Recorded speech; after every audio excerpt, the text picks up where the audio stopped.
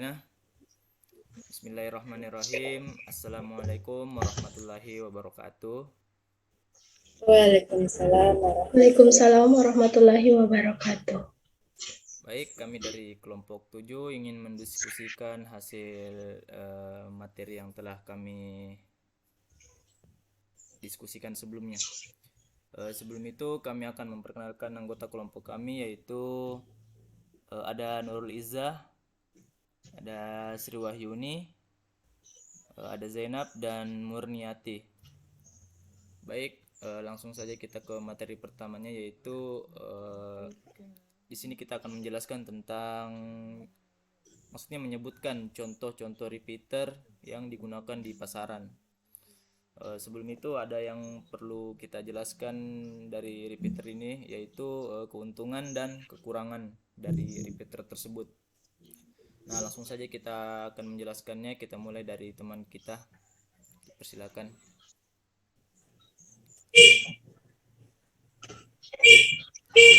Baik, saya akan menjelaskan beberapa contoh repeater.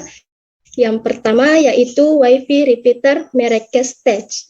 Alat penguat sinyal ini memiliki desain yang ringan dan tentunya efektif untuk dibawa kemanapun, menjangkau setiap sudut, karena fiturnya memiliki kecepatan 30 Mbps dengan frekuensi WLAN 2,4 GHz. Dan yang kedua ada Wi-Fi Range Extender Repeater Amplifier. Wi-Fi Range Extender Repeater Amplifier terlebih dahulu harus melakukan setting saat proses pemasangan. Caranya dengan mengunduh aplikasi Mi Home, kemudian atur sesuai dengan router induk. Akan tetapi, walaupun membutuhkan setting terlebih dahulu dan tidak otomatis memancarkan sinyalnya, alat penguat sinyal ini sangat kuat dan luas pada area yang memiliki banyak ruangan.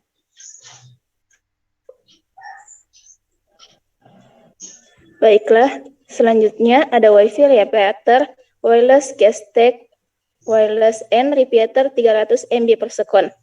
Wi-Fi repeater ini berfungsi untuk memperpanjang sinyal Wi-Fi Anda sehingga komputer Anda yang jauh di ujung ruangan tetap mendapat sinyal meskipun sudah out of range dari access point. Wi-Fi 802.11g merupakan koneksi wireless dengan kecepatan dan jangkauan yang maksimal.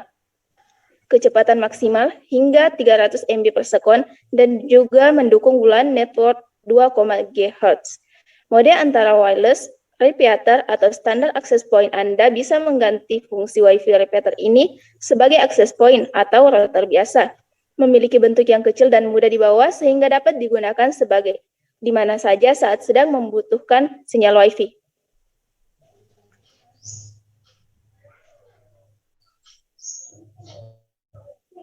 Selanjutnya saya akan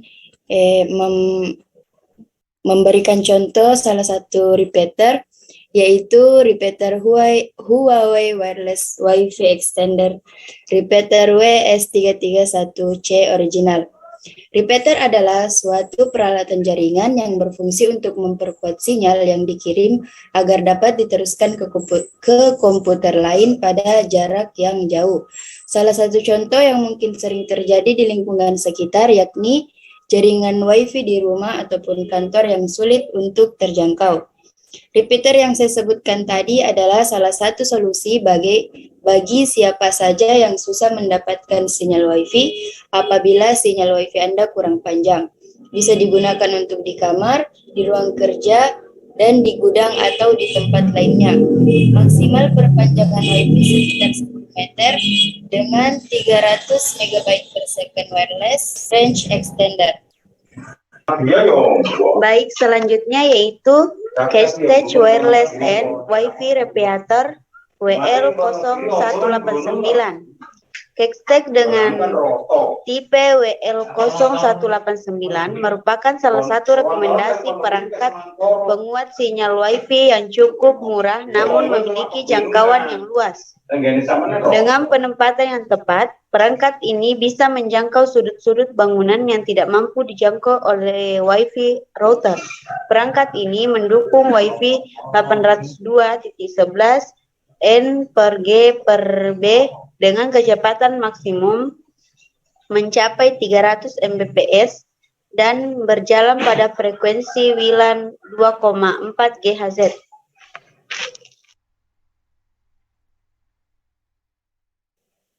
Oke, baiklah. Setelah membahas materi tentang repeater, maka kita akan beralih ke jenis-jenisnya, di mana yang pertama itu ada telepon repeater, di mana telepon repeater merupakan jenis repeater yang dipasang di saluran telepon dengan sinyal yang akan terdegradasi karena jarak tempuh yang jauh menjadikan sinyal yang diterima oleh para user telepon bisa lebih lepas.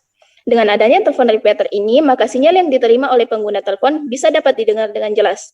Selain itu, pada telepon akan dikirimkan sinyal dengan cara dua arah dan membuat sistem kerja pada repeater ini bisa bekerja dengan kompleks.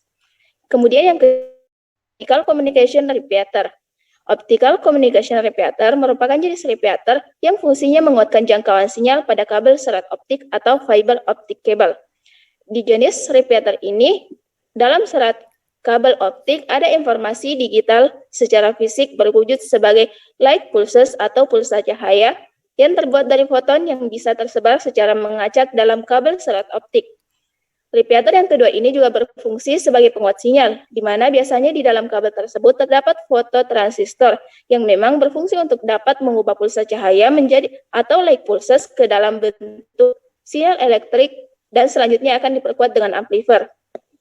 Selanjutnya yang ketiga, radio repeater, yang merupakan jenis repeater yang fungsinya untuk menguatkan sinyal radio. Pada umumnya, jenis repeater ini mempunyai satu antena yang dapat berfungsi sebagai receiver dan transmitter sehingga dapat mengubah sinyal yang telah diterima sebelum sinyal tersebut dipancarkan kembali. Baik, selanjutnya itu kekurangan dan kelebihan repeater wireless. Pertama yaitu kekurangan repeater wireless. Kekurangannya yaitu tidak cocok diterapkan pada penggunaan jaringan skala besar. Kecepatan bisa menjadi lambat jika banyak perangkat yang tersambung. Sangat bergantung pada jaringan pusat atau server. Ketika server mati, otomatis internet akan terputus. Jangkauan menjadi kurang optimal ketika digunakan pada ruang sempit atau banyak tembok. Adapun kelebihan repeater wireless yaitu pertama, tidak memerlukan banyak kabel jaringan. Kedua, memiliki harga yang cukup terjangkau. Ketiga, bisa dibawa kemana-mana. Keempat, dapat dikonfigurasi dengan cepat dan mudah. Kelima, memperkuat sinyal WiFi yang lemah. Keenam, bisa digunakan untuk membatasi kecepatan perangkat atau bandwidth manager. Ketujuh, bisa digunakan sebagai filter untuk memblokir situs tertentu saat terhubung ke repeater. Kedelapan, membuat SSID WiFi baru. Kesembilan, dapat menangkap sinyal WiFi hingga jarak 50 sampai 100 meter. Kesepuluh, tidak memakan banyak tempat, lebih fleksibel dan bisa ditaruh di area sempit. 11, satu repeater mampu menampung hingga 50 perangkat dalam satu waktu. 12, memiliki banyak fitur yang dapat diandalkan dalam mengelola jaringan baru. Hal ini juga tergantung dari spesifikasi repeater yang Anda gunakan.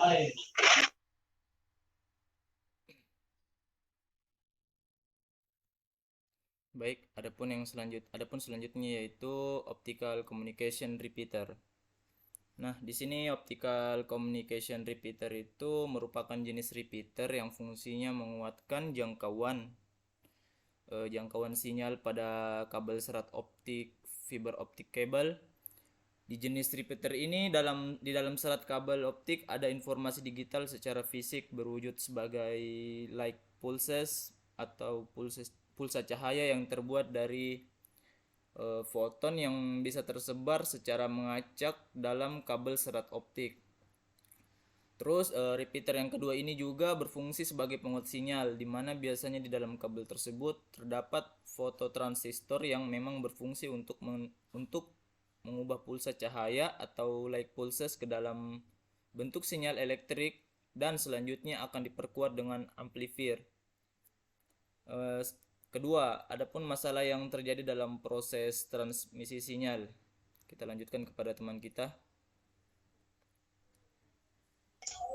Ada beberapa masalah yang terjadi dalam proses transmisi sinyal. Yang pertama yaitu atenuasi. Atenuasi merupakan gangguan pada transmisi data, yaitu kekuatan sinyal akan melemah karena jarak yang jauh melalui media transmisi apapun. Berbagai pertimbangan untuk perancangan transmisi agar tidak terdapat atenuasi, yaitu sinyal yang diterima harus mempunyai kekuatan yang cukup sehingga penerima dapat mendeteksi dan mengartikan sinyal tersebut. Sinyal harus mencapai suatu level yang lebih tinggi dari noise agar dapat diterima tanpa kesalahan. Atenuasi adalah suatu fungsi dari frekuensi. Untuk pertimbangan nomor 1 dan 2, jika terjadi atenuasi dapat diatasi dengan menggunakan sinyal dengan kekuatan yang mencukupi, yaitu menggunakan amplifier atau repeater. Yang kedua yaitu distorsi penundaan atau delay distortion. Terjadi akibat kecepatan sinyal yang melalui medium atau media berbeda sehingga sampai pada penerima dengan waktu yang berbeda.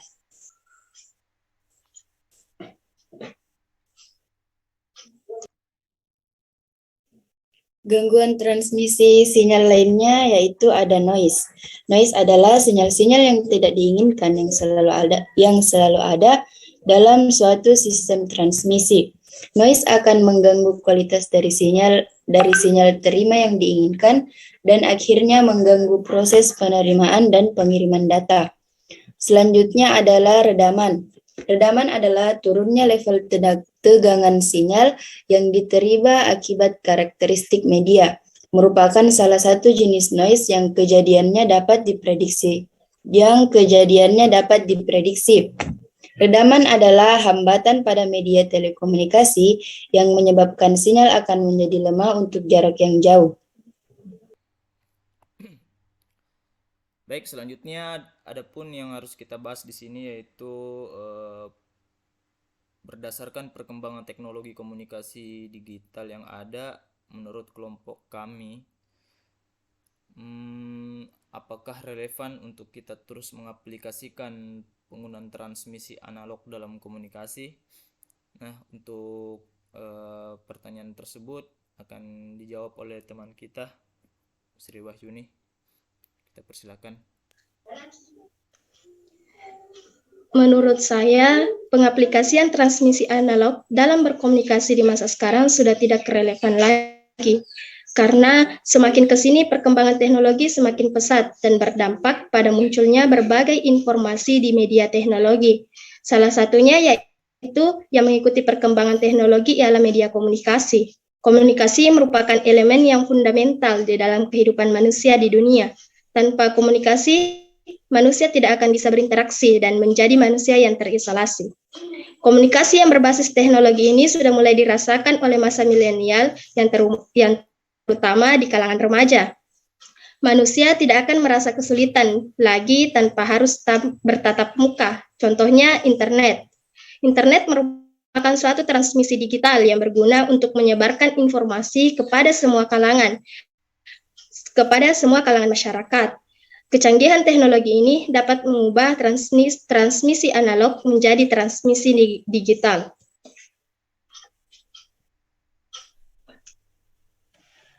Saya juga setuju dengan pendapat yang dipaparkan oleh saudari Sri Wahyuni, di mana transmisi analog saat ini sudah tidak relevan lagi jika terus digunakan dalam komunikasi atau bahkan dalam hal yang lain. Pengaplikasian transmisi analog saat ini telah digantikan oleh transmisi digital, karena zaman sekarang kecepatan dan keakuratan serta ketepatan sangat diperlukan, dan transmisi analog tidak menyediakan hal itu. Jika komunikasi masih menggunakan transmisi analog, maka jarak akan menjadi sebuah masalah, karena transmisi analog memiliki batas. Baik, begitupun dengan saya. Menurut saya, transmisi analog saat ini sudah tidak relevan lagi karena Indonesia mulai memasuki era penyiaran TV digital terestrial free to air. Sistem Penyiaran TV digital ini mampu memancarkan sinyal gambar dan suara dengan kualitas penerimaan yang lebih tajam serta jernih di layar TV dibandingkan siaran analog. Pada masa transisi, sinyal analog dan digital dipancarkan secara bersamaan yang dikenal dengan masa simulcast. Selain itu, tetap menjamin hak masyarakat mendapatkan informasi melalui media TV.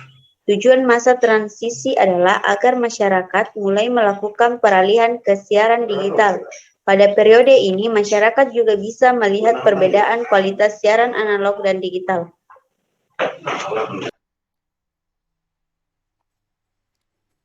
Nah, ada sedikit lagi tambahan, yaitu salah satu perbedaan antara siaran TV analog dan digital itu ada pada pemanfaatan spektrum frekuensi radio sebagai sumber daya alam yang sangat terbatas. Nah, pada sistem penyiaran TV analog, satu kanal frekuensi digunakan untuk menyalurkan satu program siaran TV. Sementara pada sistem penyiaran digital DVD T2, satu kanal frekuensi mampu membawa hingga 12 program siaran standar definition atau SDTV. Artinya, terjadi inefisiensi penggunaan spektrum frekuensi radio pada sistem analog. Sebaliknya, terdapat optimalisasi pemanfaatan kanal frekuensi pada sistem digital. Pada penyiaran TV digital, kualitas gambar dan suara jauh lebih baik dibandingkan siaran analog.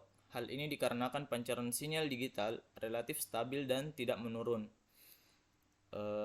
Juga siaran TV digital hanya mengenal kondisi diterima atau tidak diterima.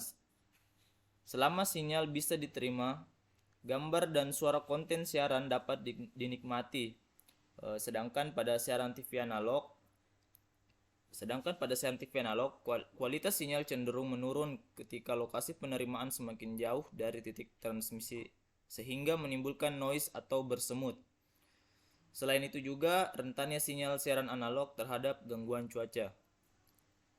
Nah, mungkin itu tadi diskusi kita untuk kelompok 7. Terima kasih untuk partisipasinya kepada teman-teman sekalian. Saya akhiri, wabillahi taufiq wal hidayah. Wassalamualaikum warahmatullahi wabarakatuh. Waalaikumsalam warahmatullahi wabarakatuh. Assalamualaikum warahmatullahi wabarakatuh. Escape namanya aku lu ganti di sini namanya Faiz. Iya. Astaga.